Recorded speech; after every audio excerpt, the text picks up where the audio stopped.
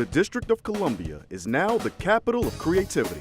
With its diverse array of makers, it is a must that we bring you Made in DC. Hi, I'm Rhett Butler, and I'm at the Mount Vernon Square digs of David S. Mitchell, recent author and native Washingtonian. Let's see what he's made in DC.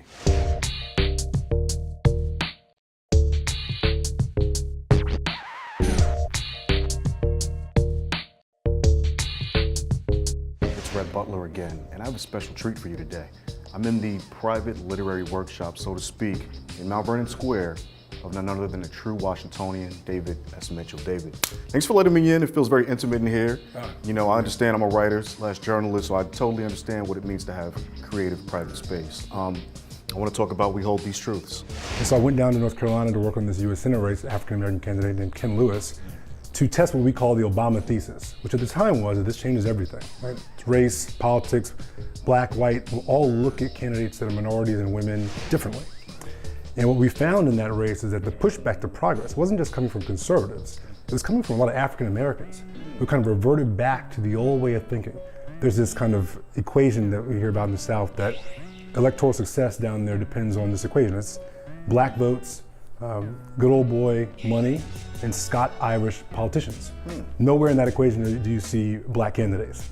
So you know, it was such a compelling thing to see that right after this great thing that we've done, people immediately went back to the same old way of thinking. And I argue that that kind of explains how we got to now with Donald Trump. I know you started off as an attorney, went to school, obviously, to the bar. What made you want to, number one, change careers? Because for some that might seem like a drastic move.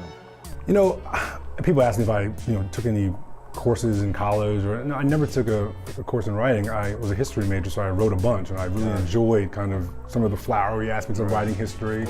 But I enjoyed being a lawyer, and I'm still licensed to practice law, and I can. But I guess I just felt that I wasn't really meeting my calling, and I just felt like this book needed to be written because people who don't always have a voice, they need voices. What gets people going, what inspires them, are characters, right? Are stories and kind of successes and failures and everything in between. The show's called Made in DC. You decided to self-publish. Yes. Talk about that journey of entrepreneurship. Oh, I gotta tell you, there's this saying that life has a way of making you prove how badly you want to say you want. And boy, this was it. I finished the book on October 3rd of 2015, started shopping it with the usual suspects in New York, and I was told universally, you're a great writer, but I can't sell this. And I stopped to think about what that means, and there are a lot of complex ways you can go with that. Things around race, things around like the expected populace who might be interested in reading this book. I found that they couldn't have been more wrong about that. My mother taught me the importance of fearlessness.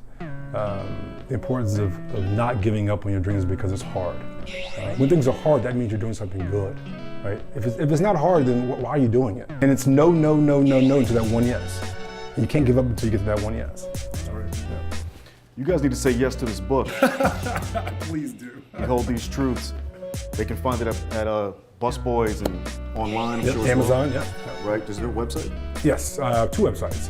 Readwhat.com, so that's READWHTT.com. And then my political blog where I talk extensively about the intersection of race and politics and pop culture, theauthordavid.com. You guys heard it first. All my bookworms and readers, get familiar. That's David Mitchell, and he's truly made in DC.